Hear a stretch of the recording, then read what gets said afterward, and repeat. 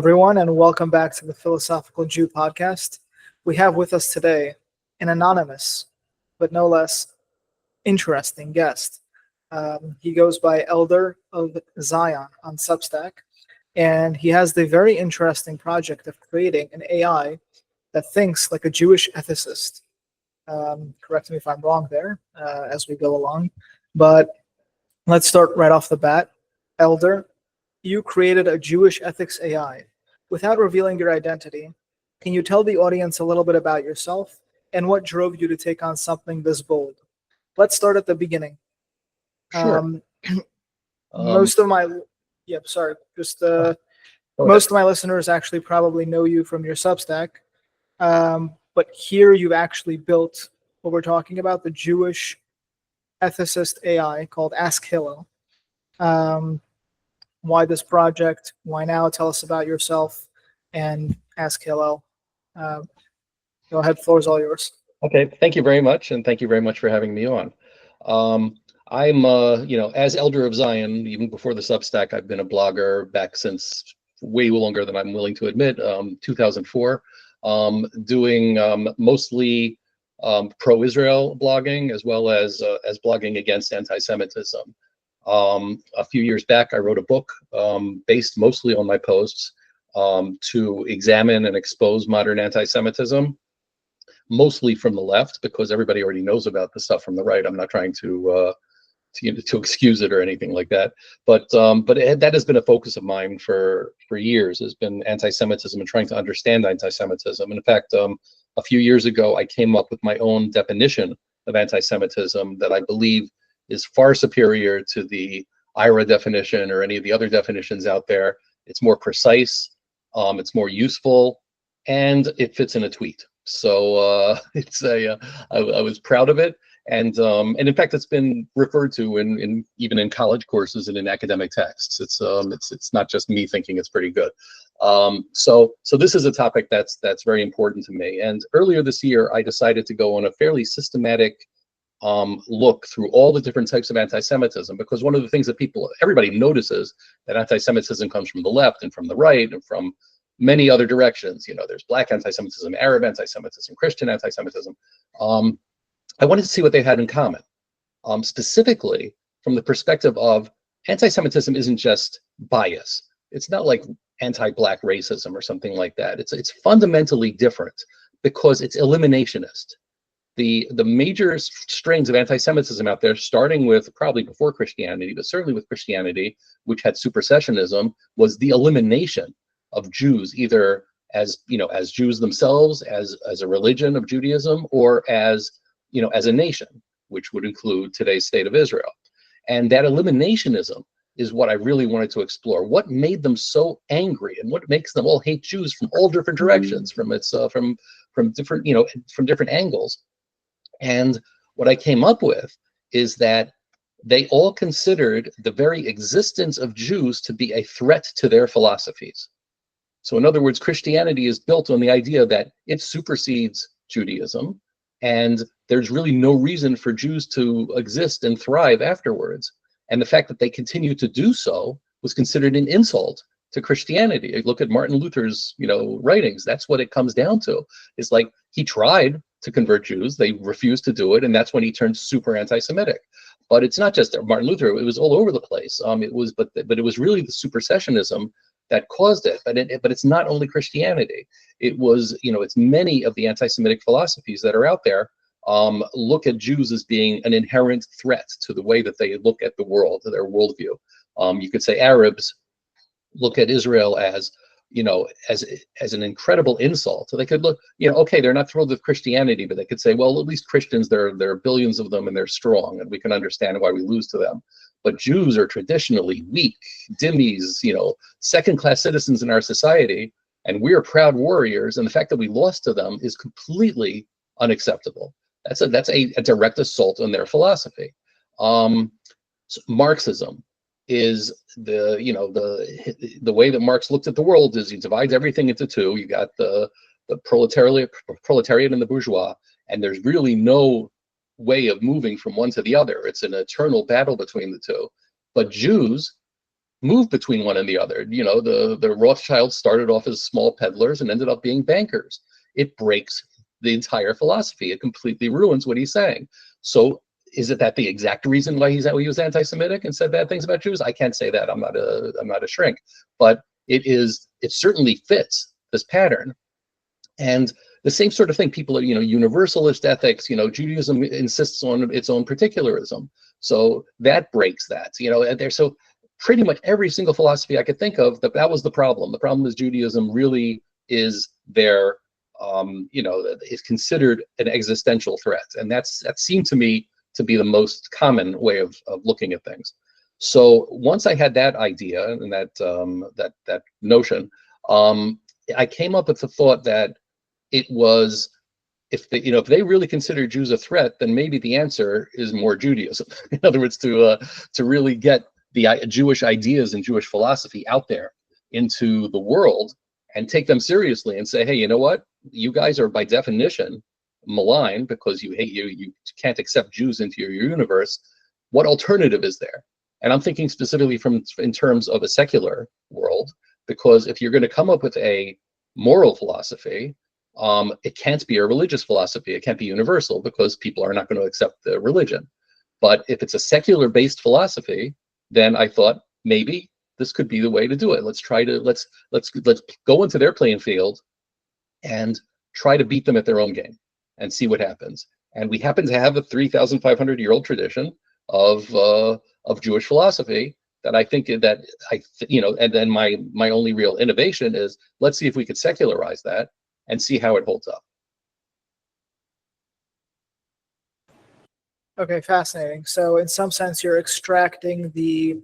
not taking religion out of Judaism. You're sort of extracting Judaism from its framework to be applicable to a broader framework, while leaving Judaism as a whole intact elsewhere for the Jews, essentially, right? Yes, that's 100% true. Yeah, the ASCII structure is not meant only, for, I mean, it's helpful certainly, but it's not meant to be for Jews. It's really meant for the entire world. Got it. Okay. All right. So I guess, do you want to continue on the slide, or should I go on to the next question? I guess we'll frame it. Yeah, go ahead. You can go into the next question. I think that I covered everything here. Okay, perfect. Let's frame the background for this, for the continuation of the PowerPoint. So, Ask Hillel is trying to solve some sort of problem in today's moral discourse, right? It was born of a desire, as I'm understanding now, it was born out of a desire to understand where anti-Semitism comes from. Perhaps it's a completely just not, it can't mesh together with secular society. Maybe Ask Hillel is trying to get it to mesh somehow. So what problem in today's moral discourse is Ask Hillel trying to solve? Because there's a lot of confusion in our public discourse. People talk past each other. We use words like justice and truth. They seem to mean different things to everyone. But you said that Judaism offers a complete ethical system, not just for individuals, but for nations. So what's broken that this system helps fix, and why root it in Jewish sources rather than general philosophy? Sure. As I got into this, and again, I am not a philosopher and I'm not a philosophy student, and it's been a very long time since I've been in university. But so I pretty much did a crash course, and I again must say that I did a lot of this together with AI, and a lot of this was co-developed with AI. I would use it as a sounding board, and and Ask Hillel in many ways bootstrapped itself to the latest version. So it's been a really fun and fascinating process. But as I was learning about this, and again, some of these are in my insight, some of them were, again, things that I got from AI and refined. But again, looking from this perspective of secular philosophy, because that's really what's being taught in universities now. And as I mentioned, or I think I alluded to, my concern is, or my mental picture is, we have university students, we have incoming university students who are all of a sudden exposed to words like you say, justice. Who's against justice? Everybody's for justice, but it's but they don't have any framework to understand what, first of all, what exactly does justice mean? And secondly, how do you balance justice against the whole constellation of values that are out there? And this is something that Judaism has inherently. For example, I mean, Judaism by itself, inherently, when it talks about justice, it also contrasts it with rachamim, with mercy. And they're two sides of the same coin. It's not like they're opposing each other. It's that you have to have both of them. You can't be at strict justice, and it's mentioned many times in Jewish sources that the world can't exist under strict justice. You have to have both, mercy and justice, and that's just one fundamental part of Judaism. So my point is that if you have somewhat of a grounding in Jewish philosophy and Jewish ethics, you could start asking these questions. But too many people don't have that to begin with. I'm just saying that because I'm not saying specifically Jewish. You could probably say the same thing about Christian or Muslim philosophy as well. But my point is that incoming college students don't have the tools to even think in these other terms. They just think of, they hear the word thrown about. Hey, we want peace and justice, and and we're against bad things. So when you actually look at it from a viewpoint of ethics, of building an ethical system, and again, I'm coming from like an engineering software type background. So I think in terms of systems and how to make systems work and defining things very precisely, which is the way that any philosophy is supposed to be anyway. But so for me, when I hear the word justice, I want to understand, okay, exactly what does this mean? Let's define these sort of things. So let's just go back again to the problems I'm trying to solve with secular philosophy. So when secular philosophy started around the 17th century and post-Enlightenment, it was, and it seemed to be really, really fixated on the idea that we can explain human behavior and we can explain ethics as simply as Newtonian physics equations. When Newton came out with F equals ma, that seemed to have a huge effect on the secular philosophical world. They're saying, wow, you just came up with an explanation for how the entire physical universe works. There must be something similar for human beings. This assumption is wrong, but it's the assumption that has been really what's driving moral philosophy for the last 400 years. Humans are messy. Humans do not fit into any of these categories. Humans are not geometry. And this is and making that assumption has been 400 years of error, really is what it comes down to. That's the reason there are plenty of brilliant philosophers that came out, okay? I'm not gonna say Kant was an idiot, he was a brilliant guy. And you have utilitarianism and you have consequentialism, all of these things make sense when you think of them in the abstract, but the world isn't in the abstract. And Judaism never looked at the world in the abstract. It always looked at the world as it really is and tries to fit its philosophy into the real world, which is not the way Aristotle looked at it. Aristotle's ideal is, oh, I'm sitting alone and thinking and I'll come up with the solutions. And Judaism is, no, go out into the marketplace, see how people are acting and figure it out from there. So it's, and it is, the analogy I like to use is that, the secular philosophy looks at the world as geometry and Judaism looks at it as engineering. Before you go on a bridge, you don't want to say, oh, the scientist says that, in theory, it's going to stand up and you won't fall down. You want the engineer to say, yes, I'm using engineering theories in order to be able to prove that it's going to stay up. And we know it works because it's worked in the past. And that's the thing, that's the entire thing with Jewish ethics. It's been what has ruled us essentially for 3,500 years, in one way or another. It's been refined, obviously, over time, and it has worked. And it is flexible. And that's the other thing. People think that, they automatically think that religions are dogmatic. And the fact is, Judaism is far less dogmatic than the philosophies that, the secular philosophies that are out there, because they really have these assumptions that are not true. When you start from the assumption that everything's abstract or everything can be derived from these, these perfect theorems and things like that, and it's just not the way it works. So, but they can't change. In other words, you have utilitarianism. So, okay, wonderful. The greatest number of good, the greatest good for the greatest number of people. Fine. So then it's a very simple question. Everybody knows this question.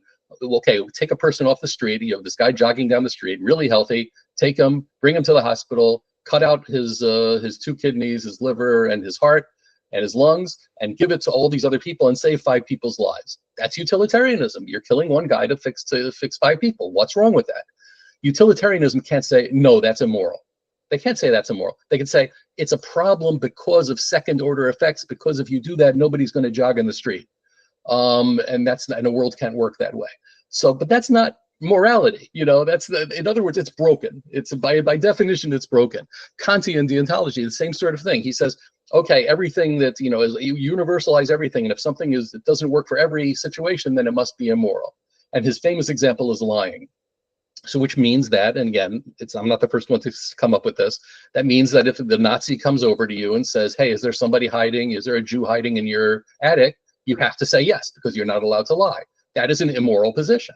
So they all break because of their adherence and their dogmatism into thinking this is how things must be. And then, but it's not like people say, oh, we're going to throw out Kant because of that. They try to come up with these weird sort of patches on it. And philosophy can't be patched. You can't patch ethics. You have to have the correct system to begin with. And when I read this stuff, I'm just amazed, because again, I'm coming as an outsider and I'm coming as a so-called engineer. I'll call myself, even though I'm not. But I'm saying, coming from that perspective, I'm like, how could you even think that? And the same thing from Judaism. If you have something that's broken, you discard it and you go on and find the next thing that works. It's bizarre to me. What's the true irony is philosophers position themselves as being the most open-minded people in the world. And, this is Plato's cave, hey, we're enlightened and everybody's in the dark. And it's like, no, you're missing the boat. It's like, I feel like I'm the one with the flashlight. It's really, it's almost maddening, but it's the way it is. And then even more so, if you look at the history of, because okay, in academia, they will look at Christian philosophy. There'll be things, there'll be discussions of that. But Jewish philosophy gets thrown off into Jewish studies nowadays. You're not going to find the Rambam being taught in major philosophy courses, I don't really think, as far as I can tell. It's always in the Jewish philosophy stuff. And this is historical reasons also. Because Christian philosophy from medieval times pushed aside Jewish philosophy, didn't really consider it that big a deal. That was what was inherited by secular philosophy. But the secular philosophers themselves, many of them were anti-Semitic, like Voltaire. Many of them just derided Judaism because they didn't understand it to begin with. They did not understand the halachic process. So they thought, oh, this is dogmatic, this is overly legal, and it really has nothing to teach us. So they weren't even willing to learn it to begin with. So you put all that together, we have a really fundamentally broken system in secular philosophy today. Yeah, everything that you said resonated with me in like every step of the way, because in some sense, moral philosophy these days, secular philosophy, it is too binary. Like, it's very mathematical, like you said, right? It's geometric, it's not engineering. And like Jewish ethics has a very unique interplay between halakha, Jewish law, and actual ethics. And it's just such a great observation, because, like, the secular philosophers will be the first to say that there's no such thing as objective truth, really. But they're sort of pining for it at every single philosophical theory that you could come up with. Mm-hmm. And it's like almost like you don't want to admit, like, you are the first to admit humanity is flawed, but believe at the same time that we're so sophisticated that we could come up with that all-encompassing, simple, elegant theory, right? And it's just, that's not the case, right? Like you said, we have to go out into the marketplace. We have to see how people behave. Like, you're not going to understand how to make sacrifice based on the trolley problem. You're not going to know how to act ethically on consequentialism just based on the trolley problem. Like, it still leaves so much to be desired. So, with that in mind, right, with this distinction in mind, you do make a sharp distinction between halakha, Jewish law, and Jewish ethics. Can you explain that distinction and why it's not just semantics? Because one of the most compelling ideas in Ask Hillel is that halakha, Jewish law, provides structure, but Jewish ethics supplies moral direction, right? This is the distinction you make, which I want you to elaborate on, and you call it halakha is procedural and ethics is substantive. You emphasize this concept in something called lifnim mishurat hadin, going beyond the letter of the law. So that's pointing to this interplay. Can you unpack these ideas for us and explain why it's essential to the system you built? Sure, absolutely. Thank you. So again, I'm coming from the direction of I want to build a secular Jewish system. So it's not like I'm coming from saying, oh, that halacha and Jewish ethics are separate. I'm separating them, and I realize I'm separating them. But the separation is really interesting as I go through it. So halacha itself doesn't distinguish it. Within the Jewish system, there is no distinction 100%, between the two. They're both two sides of the same coin. You go to a rabbi with your ethics questions the way you go with your halacha questions, and he will answer it from a halachic perspective. But so what I was doing is I wanted to create that distinction, and again, specifically to come up with a challenge to modern secular philosophy. So I'm using the halachic framework, I'm using halachic methodology, but obviously I'm not saying halacha. I'm not going to tell the world that you have to worry about tearing toilet paper on a Shabbat. There's a million tiny little things that Jews have to worry about, or the religious Jews have to worry about, that obviously don't apply to the secular world. So when I make my distinction, I'm saying that there's another question in philosophy, is whether morality and law is determinate or indeterminate. And to my own distinction I've been using inside, for myself, is that halacha or law is determinate, but ethics is indeterminate. So when you have to figure out what the exact moment that sunset is, that's something that's determinate. But when you have to think about how you're going to deal with a specific ethical situation, that there may be more than one answer to. There may be, multiple ways of looking at it. There may be shades of gray. And so that's, the way I've been looking at it as far as distinguishing between the two. And it fits within Judaism. So lifnim l'musharat hadin, for example, means going beyond the letter of the law. And but it's not like Judaism says, oh, you're a saint if you go beyond the letter of the law. It's saying we expect you to go beyond the letter of the law. The letter of the law is the floor.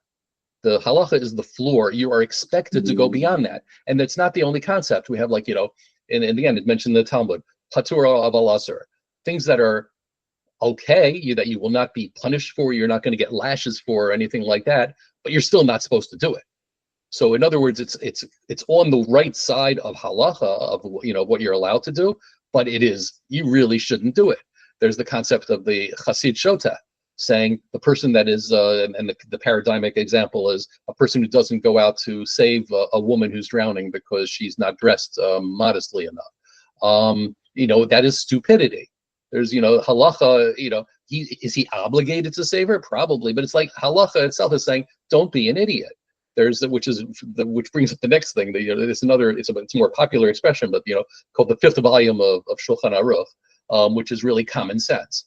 Yes, we can write down all the laws we want. We can come up with as detailed list as we want, but there's always going to be more stuff. There's always going to be things that go beyond what we can possibly write down. You have to use common sense. You have to come up with more general rules in order to how to fit this in. And it happens within halacha also. I mean, sometimes when a strict halacha comes down with saying something that just doesn't seem to make sense, the rabbis will invoke other things like darkei noam, the ways of pleasantness, in order to be able to say, or they're going to talk about, human dignity and say, yes, maybe strictly this is it, but you know what? There's still bigger principles at work over here. We do, we're not going to be jerks. We have to be, we got to be a mensch. So it is, so that's really part of, and to me, all of that stuff is really ethics. I mean, yes, it is part of halacha because it's extra halacha, but when I'm making my distinction, I'm saying all of those things is what really define ethics. So again, halacha, as I said, is the floor, ethics is the ceiling. And what Ask Hillel does is that it starts from the perspective not of halacha, not of specific laws, but it starts from the idea of values. And we define what basic Jewish values are. We prioritize them. We come up with rules as far as which ones are the most important, and then use that as a basis to figure out what to do in any given situation. And it ends up being enormously flexible. I mean, and again, just to give a slight aside, is that in the beginning, I just was writing up these rules. I was just coming up with this. Then it only occurred to me one morning saying, hey, what happens if I throw this into a GPT? What happens if I throw this in an AI? Because I have rules. Why not? Let's see what happens. And immediately, just from the rules I had done already, it was at least as good as a newspaper advice columnist, without me even trying, to refine it. It was just immediately that good. And Again, obviously the AI, adds a lot of its own intelligence to this, but it was following my rules, and it was, and it came up with reasonable answers to the first set of ethical questions within a couple of hours of me putting the rules in. And so the values is really the fundamental building block of Ask Hillel. And as time went on, and I think we might talk about it a little bit later, but I think values is really the fundamental building block of humanity, is what I've been discovering, and it's a fascinating way of looking at things. But we can leave that for later. Okay, yeah, thank you for expounding on that. So you essentially, I mean, you woke up one morning, you said, and you were like, let's see if I can put this into an AI. I guess the concern that I think people might have is like, how do you decide, how do you demarcate what is a Jewish value if you're not using halakha essentially as the rubric for secular philosophy? So how do you find in the Torah, in the Tanakh, in the Talmud, in our intellectual history, how do you extrapolate Jewish value from and separate it from halakha in a way that you can place it into an AI? Because if Ask Hillel is built on these values in order to secularize Jewish philosophy for the secular world, so which values? How do you know which values go in and which values stay out? No, that's a great question. Again, I just started off with whatever list seemed important to me. And again, and knowing how things are sometimes override other things. So, the big ones are, pikuach nefesh is, as far as life is concerned. There's, irevot, which is responsibility. Tzelem Elokim, the dignity of people. So, but then I was throwing in whatever I was thinking of. And again, to begin with, the importance of family, the importance of lashon hara, but not saying you're not using your speech for anything evil.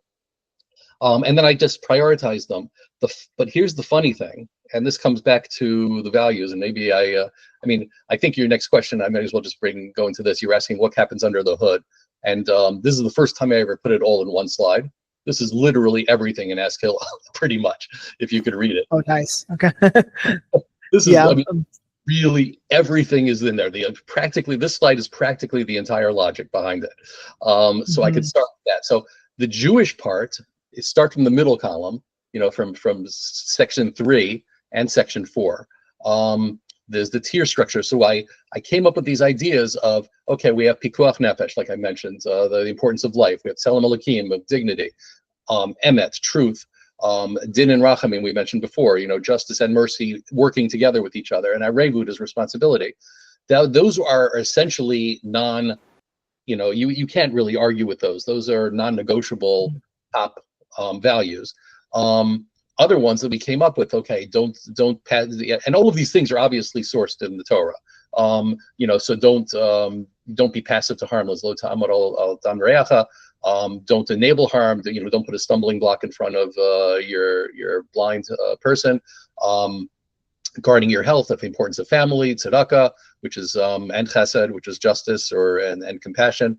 I mentioned the speech ethics. I mentioned, I didn't mention modesty, but that's something.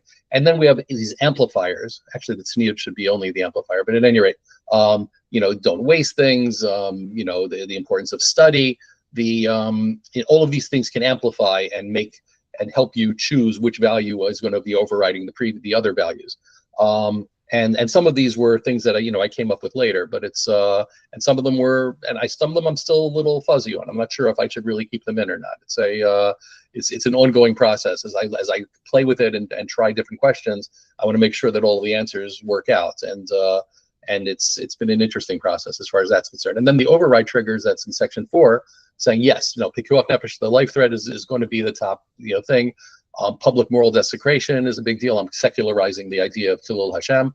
And then again, lo ta'amod. So these are things, plus there's another one that's essentially, which is funny, that the AI itself came up with, because I'll ask it, what's your logic? It's one of my design decisions that I was proud of is to make sure that Ask Hillel is as transparent as possible, and it'll trace back exactly why it came up with whatever decision it came up with. So it has a value trace. And at one point I asked it, okay, how'd you get up with this answer? And then it said, oh, and then I used the tiebreaker value trace of shalom. I'm like, hold on. I never gave you that value of shalom. Where did you get that from? How did you come up with that as a thing? And it said, I needed a tiebreaker. In order for my thing to work, there has to be a tiebreaker in this specific situation. You didn't have shalom, but you had shalom bayit is one of your lower tier things. So I had to elevate that and say, okay, because all else being equal, I want to have the solution that's going to bring the most peace. So I elevated shalom, and which was really fascinating because the reason I had taken out shalom is because, or I didn't even consider putting in shalom, is because peace is just such a fuzzy concept. Everybody talks about peace. Who doesn't want peace? What does it add to the discussion? And Ask Hillel specifically was saying, no, peace between parties is what I'm talking about over here. I need that as the tiebreaker for fitting other things in. And it was like, you're right, that is true. And in fact, if you look at Judaism, it fits in with that. It fits in with, what Aaron Cohen does, and it fits in with, within Pirkei Avot, it talks about that, that bringing peace between a man and wife or between a person and his friend is like the highest value. So yeah, it is. I should have put it in there. I just wasn't thinking in that perspective. So, but the point that I'm bringing up is, even with my incomplete set, and which initially clearly was incomplete, it probably is still somewhat incomplete. Even with the incomplete set, I believe that Jewish ethics is so brilliant that it's all the pieces interlock with each other that you can imply all the other values, whether that it probably are somewhere explicit in the Torah, it blew me away when I realized that. But it's just like, so it's not like just a list of values, and if you're missing some, you're missing some. These seem complete enough that if you're missing some, it'll figure out the rest of them. The AI would figure out, which means we could figure out the rest of them. And even if I chose, a somewhat different set of values, it still would have come out the same, which again blows me away. But that seems to really be what's going on under the hood. So that's to answer your question. I can get to the rest of it for your next question, but to answer your question, this is how the values ended up being what they are. I'm not going to claim that they're complete, but but I will maintain that they are good enough to work with. Right, and thank you for taking us on that journey of like discovery of your own project, which is very cool that Ask Hillel was able to do that and find that tiebreaker rule for itself based on everything you've uploaded. I'm honestly just blown away by that, and it's very in line with your philosophy, right? Because you're not claiming to be like the moral arbiter of Jewish value. You're like saying like, no, like I'm going to go out into the marketplace. I'm going to engage with the AI, interact with it, and sort of see what can be tinkered with and what needs to be, and it's like a journey of discovery essentially. Like you're not aiming for some sort of end all be all, binary philosophy for people to follow. You're aiming for a case by case type of analysis, right? Yeah, and in fact, there's a counter example which was also fascinating.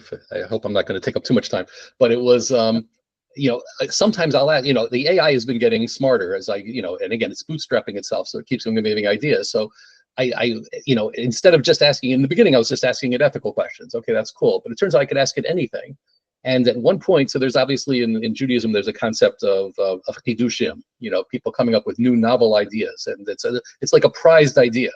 And I've been keeping track of my own chidushim that I've been coming up with during this project. And it's quite long, actually. But then I just asked the AI, hey, can you come up with any? And it started giving me some. And I'm like, wow, where are you getting, and it's very interesting. So one of them, it said, I suggest that you should have a value called, we came up with the name, whatever, Shever HaKavod, saying sometimes small little indignities add up to one big one.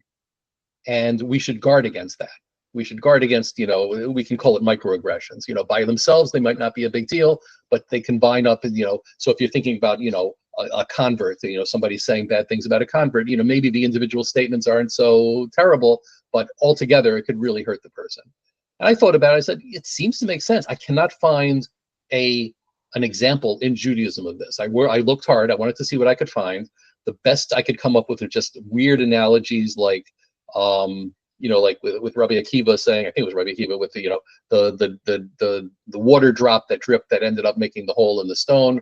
So, okay, when you have things that add up together, maybe it does something. So I put it in there. Okay. Then Ask Hillel, once it saw that, as part of its own operating system, so to speak, it started applying it all over the place, in places that it was not at all meant to be applied.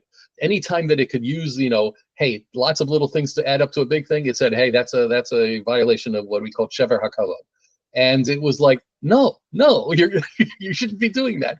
So it was, and again, it's not really, so I thought about it a little bit. Okay, how come it's breaking? How come this is using it wrong? And then I realized it really isn't the Jewish concept. In other words, you're not responsible for what other people did to this widow or to this convert. You have to think about what your own self, you're responsible for your own actions. And even if your little action is the straw that breaks the camel's back, think of it from that perspective. You don't have to worry about what other people are doing. It just means that we have to strengthen the idea of kavod altogether, of tzelem elokim altogether, the dignity, that you don't want to hurt somebody's dignity and hurt their feelings. So you don't have to, it's not that there's a cumulative effect. Yeah, there might be, but that's not your concern. You can't be concerned about it. Your concern is about what you do. Your words might be hurting that person, even if it's a tiny word, even if it's a gesture, even if it's a tone of voice. That's what we have to worry about. So I had to take shever hakavod out of the whole thing, but it taught me a lot. It was like, okay, it can make up for it, but it's not necessarily right. I could, ask Hillel doesn't necessarily come up with all the right things, but it was a very fun little aside as far as going back and forth with the AI and trying to fine tune the system. That's really cool. Like every day, my mind just gets more blown with what AI can do, and sort of get used to it. But then you hear things like this, and then you're like, "Wow, that's really interesting." Okay, so let's extrapolate. We got a peek under the hood. Now, obviously, you're extracting Jewish values, right? We've covered that in Ask Hillel specifically. It's supportive, sort of like maybe it guides people who want to use it a little bit. By the way, everyone can use it on askhillel.com, right? I think that's... Yeah, I mean, askhillel.com is version 1. You could also go to beta.askhillel.com. That's a reasonably stable platform, and it goes a little further. So I would suggest using beta at this point. Beta.askhillel.com is good. Okay, perfect. So I guess Ask Hillel is meant to be like for everyone, right? It's meant to be this, like, no matter your position, like the average person, rabbi, anybody can use it. And I guess what I'm trying to get at is that we're not just talking about values that impact individual behavior. We're talking about national behavior too, right? Like, we're not just discussing what should I do as a person, confronted with a moral dilemma. It's what does Jewish ethics say about national behavior. There's an expectation of a national sort of covenant in Judaism. How does this differ from international law or Western values? You've argued that Jewish ethics isn't just personal, it extends to political leadership, military conduct, immigration, economic justice, and even war. You contract this with the failure of many international institutions to apply real moral triage. So what would a nation look like if it followed the values you embedded in Ask Hillel? And how is that different from, say, liberal democracy or international human rights frameworks? Sure. First of all, just to to level set, we have the idea that of human rights has become so much of a part of or just rights altogether. The discourse of rights has become so much a part of Western society. I think it was Thomas Paine that came up with life, liberty, and property, which turned into life, liberty, and the pursuit of happiness in the Declaration of Independence. And the idea of rights is very powerful. It is very, these are the things that humans have inherently. Judaism doesn't recognize that.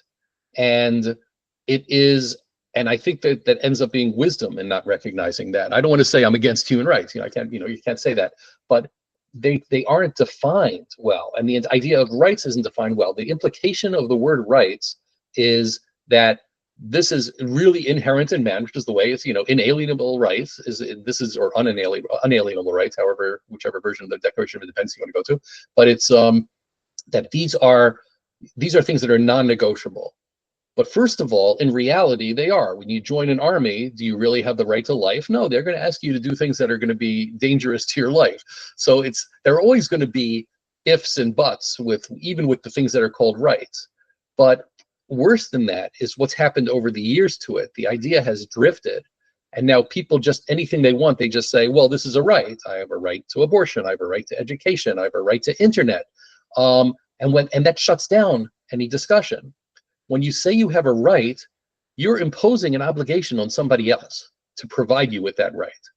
And that's implied, but it's not really, nobody thinks about that. They think in terms of, what does the world owe me instead of what do I owe the world? And this is foreign to Judaism. And it is, and I think in the end, it ends up being dangerous to the entire world. So once we think in terms of obligations, of, all of these values that we have, that I have in my list, they're all obligations. They're not, and again, just to go to in a slight aside, I have a whole discussion of what is a value. And the people think of it in terms of virtue, like Aristotle says, wisdom is a virtue and stuff like that. And it's like, you can be wise and evil. You could be generous and evil. They're not, they're not at all mutually exclusive. In Judaism, it's a value is something that actually makes a transformational change.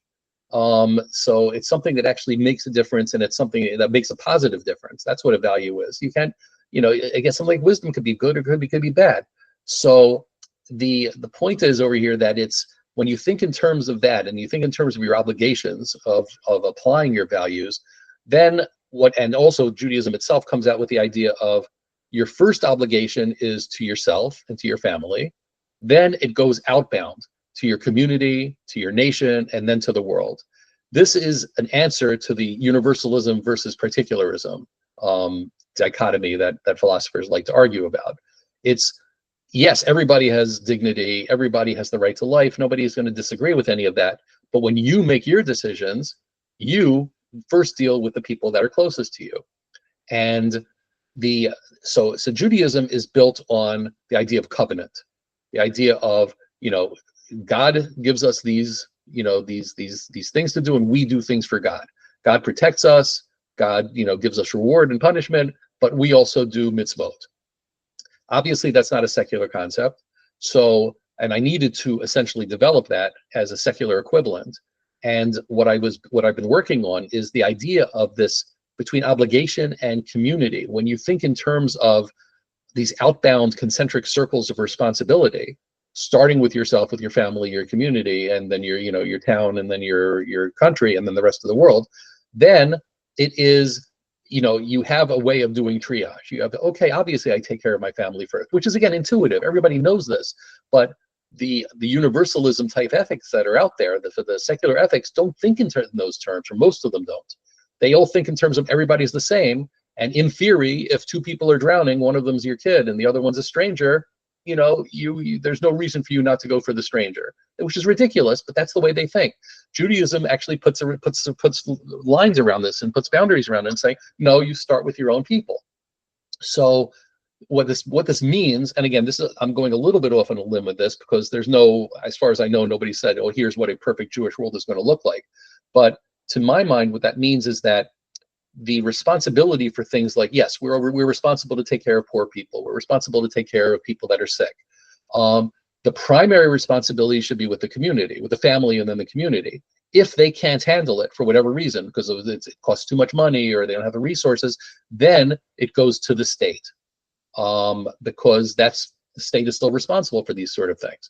So this is so everything's in terms of obligations and responsibilities. So the state is responsible. You have a social contract with your state. You say, okay, you're going to defend me.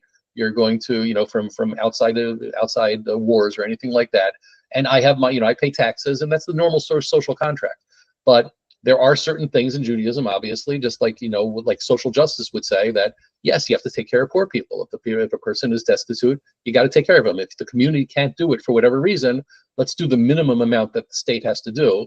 But we don't want the state. But if Judaism is suspicious of governmental power and of state power. Judaism has always had the idea of prophets that would go against kings, that would tell the kings what, hey, here's where you're going off the right way of doing things. So we want to minimize what the state can do. So again, I'm going a little bit too long, but again, so obligations go, extend outward, but something like harmful speech, okay, you have a right to free speech, sure, but is it your obligation that you're allowed to say whatever you want? No, I'm not saying that the state necessarily should swoop in and any time you say something bad, but if you say something that's incitement, or if you say something that's hateful, perhaps that shouldn't be quite as allowed as it is nowadays. I can't tell you where to draw the line, but there's something there. As far as international relations are concerned, yes, peace, like we mentioned before, is certainly a very important value, but appeasement is not, because you have to think about the long-term consequences. Self-defense, just going back to what I'm saying, self-defense is obviously, just like it's a personal value, you have to save your own life. You also, your nation has the obligation to save its own. We mentioned the social contract. The question is, when something like, okay, you have something happening in another country that's very unjust, do you interfere? That's where you weigh things against each other. If it's something major, you have a genocide, yeah, you should, but you again have to weigh it against your own values. If you have people that are starving in your own country, you have to worry about them first. So you have to balance everything. It's hardly ever, oh yeah, this is a slam dunk. There's always going to be competing values, and that's part of Judaism. You're always going to have these competing values. How do you adjudicate between them? And then there's this last idea of derechology, which is probably what I'm going to end up calling Eskilo one of these days altogether. But it's a very interesting thing that's come out from what I've been doing, is that there's these value systems is really inherent in people, but it's also inherent in nations, that people have their own value systems that are set up from childhood. I don't know if it's from birth, but certainly from childhood. They're remarkably consistent. And I've been using Eskilo to analyze these sort of things. I would say, hey, tell me, people that seem to be contradicting, to do contradictory things, Richard Nixon, Pablo Picasso, whatever. How do you come up, can you come up with a consistent value system for them? And it does. It looks through it and it figures it out.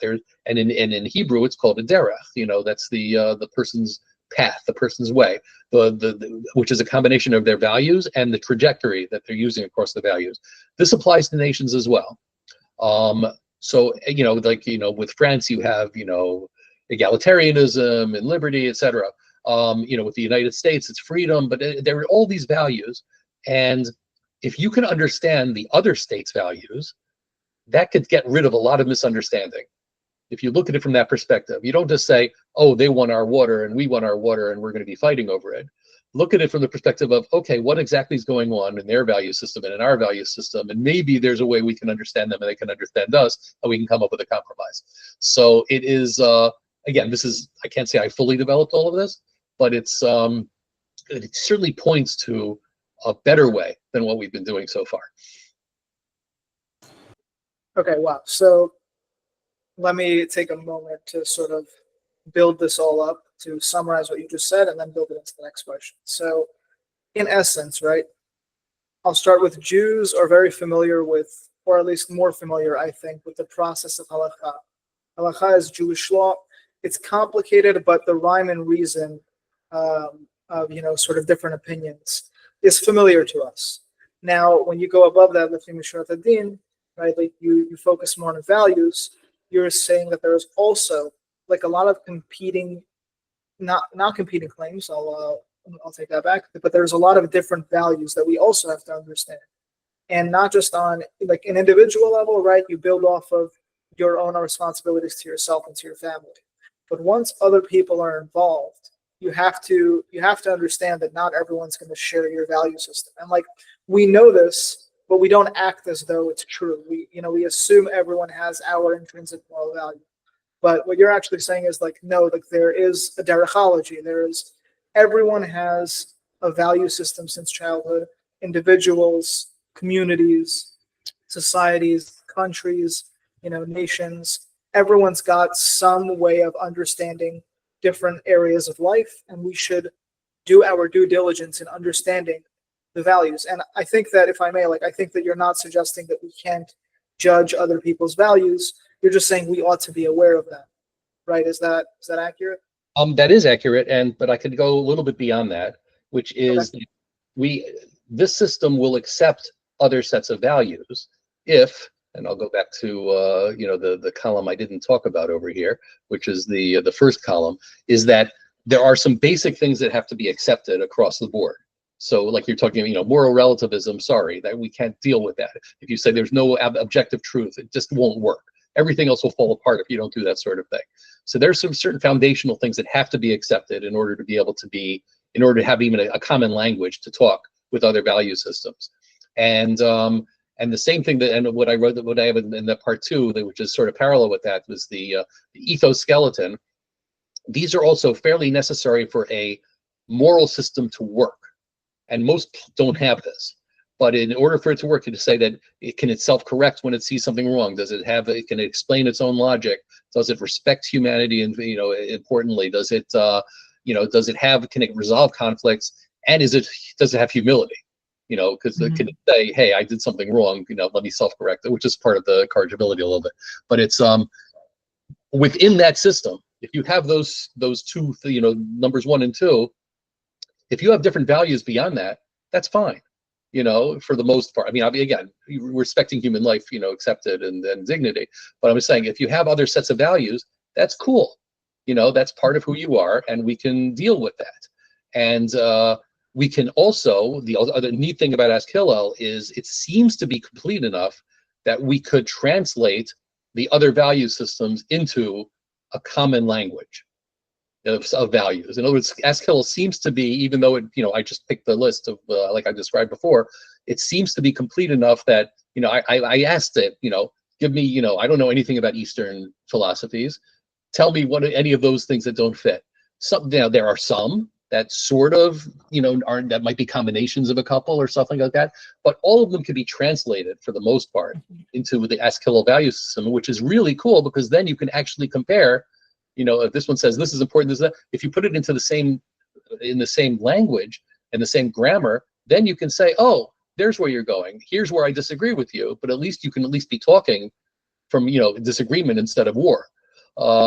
So it's actually really remarkable from that perspective. And again, I didn't intend to build any of this when this happened, but it really can translate. It could be a universal translator between different value systems, and it can let people. First of all, it allows pluralism because it says, hey, as long as you fit with the top, the top number 1 and 2, as long as you do that, we're fine. As long within your own community, you can do whatever you want. That's cool. Just don't hurt anybody. But as long as everything else fits, that's fine. When you start talking between communities, that's when we have to start describing, okay, here's our different values and here's how to make it work. But when you have the common language, it's much easier to come up with a compromise. Okay, so that's actually very cool. You feed a different value systems into Ask Hillel, and it sort of creates a universal language to discuss. Very, very cool. Yeah. I'm going to play around with it more than I have already, but it sounds good.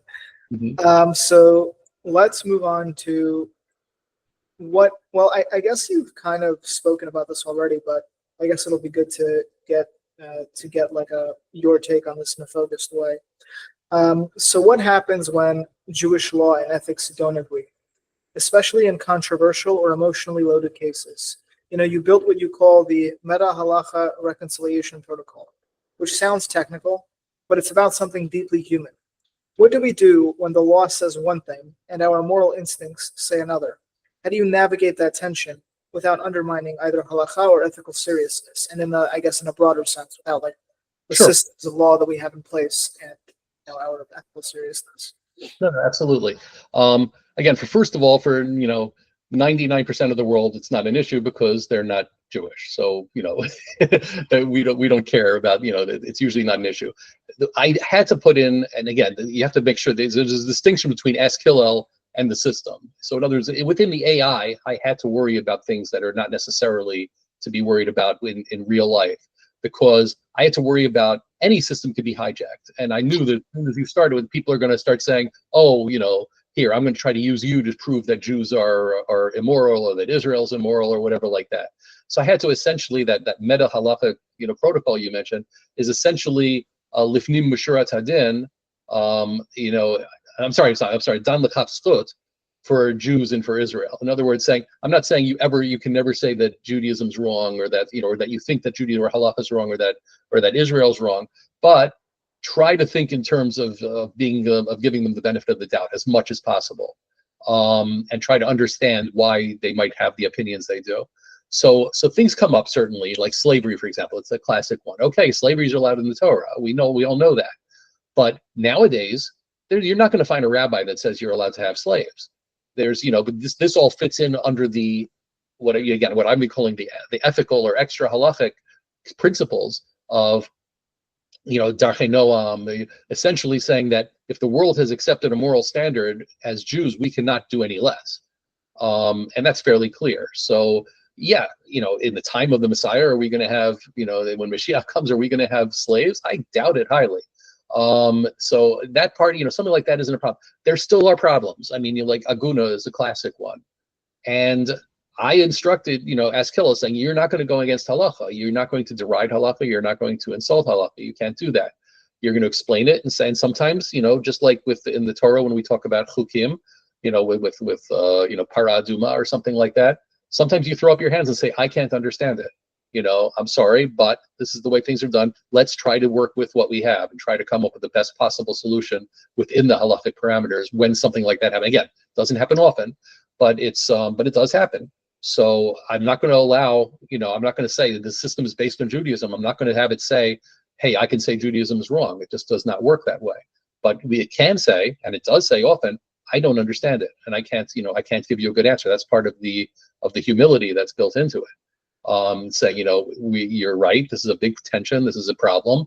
Let's try to work with it as well we can. But it's not going to say, the rabbis are wrong, or that they're selfish, or that they're misogynist, or any of that stuff. It's it's not. I don't want it to do that, and I don't think it's fair for it to do it. It's too easy to be hijacked in the wrong way. So the easiest answer and the most accurate answer is, I don't know. I don't understand it. And it's something we have to struggle with, and it's something we have to deal with, and let's do the best we can with what we have. Okay, interesting. So how would you, if you don't mind me asking, no pressure, Yeah. how would you extrapolate that to, like, if the Jewish value system embedded within is meant to be universal, right? Let's say you're somebody in a different country with a different set of laws, and you want to figure out, let's say, like, I don't know, you think that it's not unethical technically to go past the speed limit in any given country, right? And so you ask Hillel, like, what would be unethical about me going past the speed limit in this country, right? When there's no other cars on the road, let's say, right, like, yada yada. Would ask Hillel incorporate the don't go against halacha into don't go against your country's laws or something like that. Does that make sense? It certainly would have the concept of dina de malchuta dina in there, because you do have a social contract in the country you're at, and you have to follow its own laws. So it certainly is aware of that, and it's not going to say for you to break the law. If there's an ethical reason to do so, it'll try to weigh that against other factors. You're rushing to the hospital or something like that. That's a whole different story. But if there's a speed limit, there's a reason it's there, and if you would get arrested for breaking it, then there's no way that Ask Hillel, you could try it, I don't know, but I don't think Ask Hillel is going to say that, hey, you can do whatever you want or something like that. But the fact is, that's a level of ethics, is following the laws of your land. Okay, right. So that was the next step I was going to ask, right? Like, if it has a built-in legal system in general, and then if it will weigh that against ethical considerations. So thank you for extrapolating that. That's good to know. Sure. That's really so cool. I feel like I'm gonna become addicted to this this AI. But fine. So let's move on to the culmination. In all of my podcast episodes, I like going from the philosophical to the pragmatic. So if we take Jewish ethics seriously, not just as Jews, but we want to make the world, like, you and I have a very similar mission in different ways, right? From different angles. We want to make Jewish ethics more a topic of conversation in the broader society. So if we take it seriously, where do we begin? What kind of world are you hoping to build? We've talked about everything from halacha and moral truth to national ethics and digital visibility. But I want to close on something more grounded. If someone listening is saying, like, wow, this is a really interesting project, but now what? Like, how would you answer? What does a society look like if it starts to live, actually thinking in these ethical values? You mentioned earlier, right? Even if it's imperfect. You mentioned earlier that we speak about rights all the time now. And, we don't really think about how our belief in our own rights creates an obligation on someone else. I think Viktor Frankl, he said that the Statue of Liberty in the East should be supplemented by the Statue of Responsibility in the West. So how would you answer people who want to know, like, where do we go from here? What does a society start to look like if it lives these values? I just asked that, actually, sorry. And what role can ordinary people, not philosophers, not rabbis necessarily, just ordinary people, how can we engage in this transformation of society? Sure. The first one, is something I mentioned before. The idea of rights is inherently, when people use it nowadays, I'm not saying the idea is bad, but I'm saying the way people are using the term nowadays, it's inherently selfish. It's what does the world owe to me? And the most important change is making responsibility central again, and making the idea of obligation central again. What can I do for the world? If you think in terms of, and again, with the other, philosophical systems where everything's flattened and everybody has the same, exact same value, you drop another piece of trash on the ground, and and if there's a lot of trash on the ground, you're thinking, okay, maybe it's bad that if everybody would do it, it's this, I could see that that's that's a bad thing to do, but I'm not adding too much worse to what the world is by doing this. But if you're in a community and you're part of your community, which is hugely important with this system, and that it's your friend that has to pick up the trash, that changes your whole way of looking at things. That gives you a responsibility, saying, I don't want him to do that. Let me help him out. I'm going to help him pick up the trash. So it's a very relationship oriented, and that's the other problem with a lot of modern philosophies altogether. They really don't think about relationships, and the Jewish system is all about relationships. Everything, all of the values are in relationship. It could be with yourself, with your future self, but it's a relationship with something, with somebody else, and that is so hugely important. And that you're not in a silo. You are part of a family. You are part of a community. And even if the community is virtual, you're in a baseball card trading Reddit, but it's still a community. If somebody there has a problem and you feel close to them, then see what you can do to help them. It's so virtual communities still have some of the aspects of communities. So thinking in terms of that you're part of the world is one of the hugest things that would come out.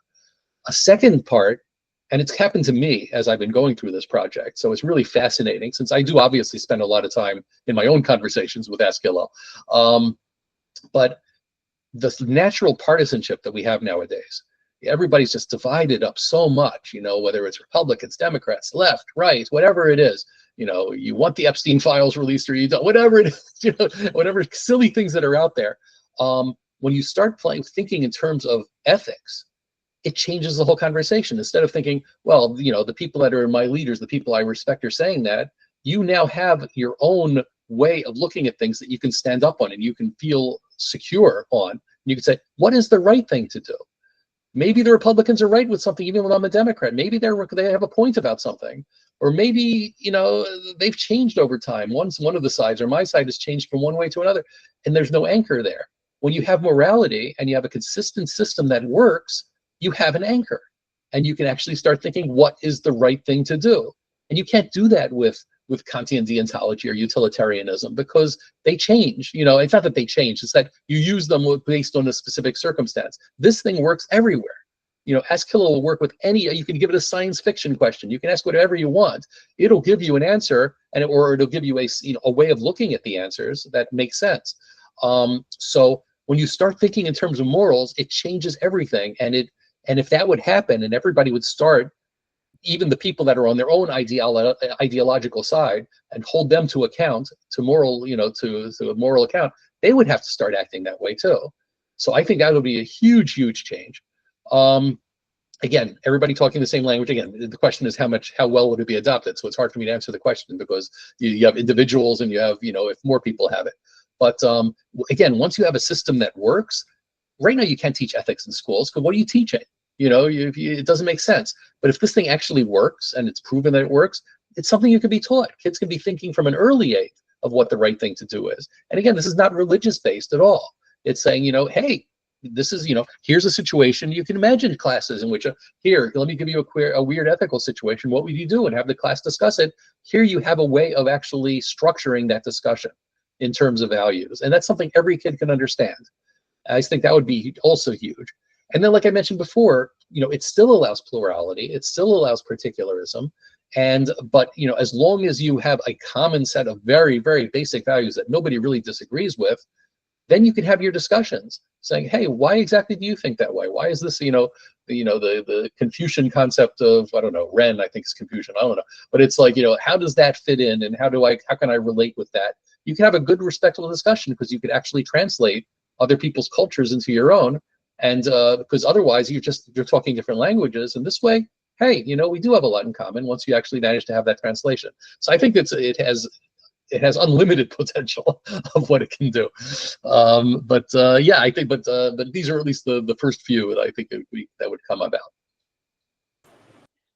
First off, it's always very exciting to see someone who is like genuinely very excited about this, like any noble project they're on. I love your enthusiasm.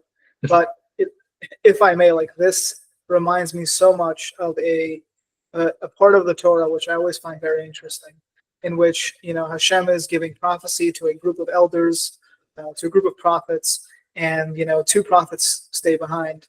And Yoshua, I think, he comes up to Moshe, and he says, Moshe, like, there are 2 people prophesying outside the agreed upon location. Like, they're within the camp, they're prophesying.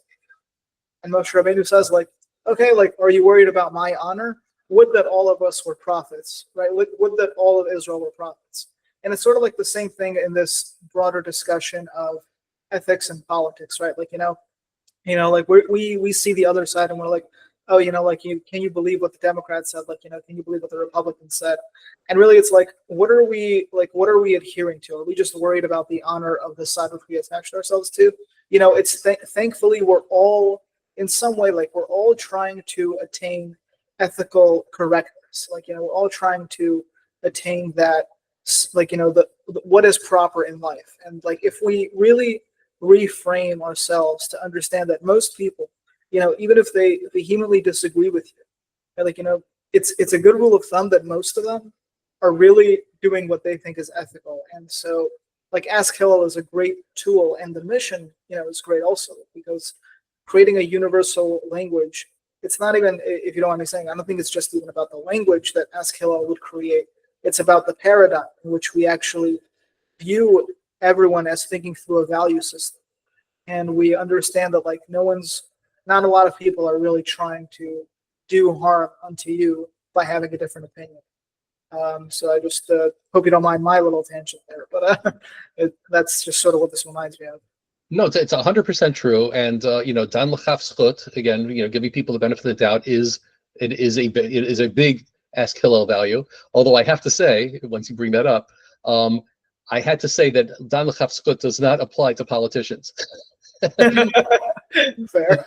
Because it really doesn't. It's for individual people who generally try to do the right thing. Politicians usually have another agenda. So it's hard to, when I try to come up with a derech, again, when I try to come up with an analysis, and I would see that Ask Hillel would try to give it the benefit of the doubt, I'd say, hold on, when you're talking nations or you're talking politicians, it really doesn't fit. For individuals, 100%. Most people are decent human beings, but politicians have an agenda, and the agenda is power, and that changes things. So you can no longer, you have to include that into the calculation. So that's fun.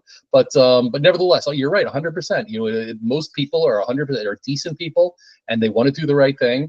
And if you start from that perspective and you look at their value system, you can understand, oh, here's how it maps. This is great. Now we can actually talk about it. So yeah, and I love your example of the people that were prophesying outside the camp. It was you're right, that's a perfect example. That's like, yeah, I'm trying to give everybody a tool. You can do this. You can, whether you use the tool or whether you incorporate it into your own thinking. There's no reason why you cannot be an ethicist. There's no reason why you cannot make your own decisions and you have to rely on other people for this sort of thing. Now, again, for a halacha, I'm not going to say that. You go to a rabbi for a halachic decision, but for an ethical decision, everybody had these rules are, they're not hard to understand. And I'll just throw one other little aside in. There's and I remember who the philosopher was, but there's a relatively recent philosophical concept saying that A computer can never actually, model an ethical system because it's just too complicated. This disproves it 100%. Now, again, AI is what helps it disprove it, because I'm sure that when this philosopher came up with that idea, he was thinking in terms of deterministic, computers, the way that, the way programs were 10 years ago. So I get that. But nevertheless, this really proves that a limited number of rules can spawn an unlimited number of answers, and for an unlimited number of questions, and that itself is very, very exciting. Yeah, I totally agree. And I mean, I hope that Ask Hillel grows into a community, not just of Jews using it, but, I hope it grows into that, that ethical universal language that, that I feel like is your mission in some sense, because it's a really, really cool mission. Becoming an ethicist, you don't need to become a philosopher. Ethics is available to everyone. We all engage in it in one way or another. And it's good to have something which sort of, lets you cut through a lot of the years of research you'd have to do to really understand a fundamentally different philosophy. And tools like this really, I think, will be the path forward in us progressing as a society to think more ethically in our own lives and understand each other. So I guess just to end off, askhillel.com or beta.askhillel.com. Yes. And okay, perfect. And is there anything else, anywhere else people can find you? Your Substack, I think, is probably elderofzion.substack.com. Yeah. I'll link it in the description. Mm-hmm. And would you mind sharing your book released on anti-Semitism, or is that? Well, yeah. It's called Protocols. I don't have a screenshot of it, but it's called Protocols Exposing Modern Anti-Semitism. It's on Amazon. It was self-published, but it's still done. It did very well. It was about 2 or 3 years ago. But it's under my name, Elder of Zion. There's 3 different words on Amazon. So you can from there. I have 2 books there. One's also a cartoon book, but it's either way you'll be able to find me. But yeah, it really great reviews. I mean, it's done. It was practically everybody gave it 5 stars. So I was very proud of the book.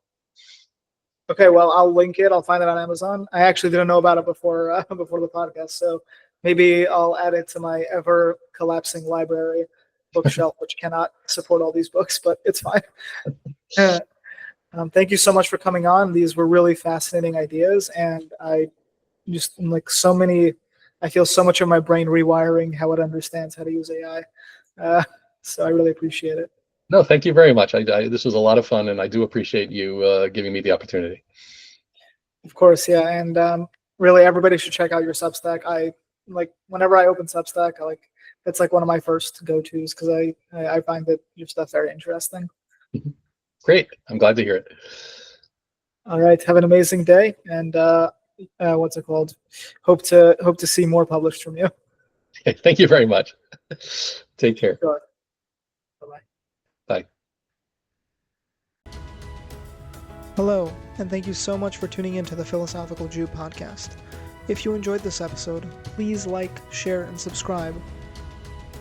I have spent many months creating Philosophical Jew, but nearly a decade preparing for it. In addition to the Philosophical Jew podcast, there is also a Substack. The Substack is a platform I use to write on various topics in Jewish and regular thought in the world. Topics such as philosophy and theology primarily. If this interests you, check it out at philosophicaljew.substack.com.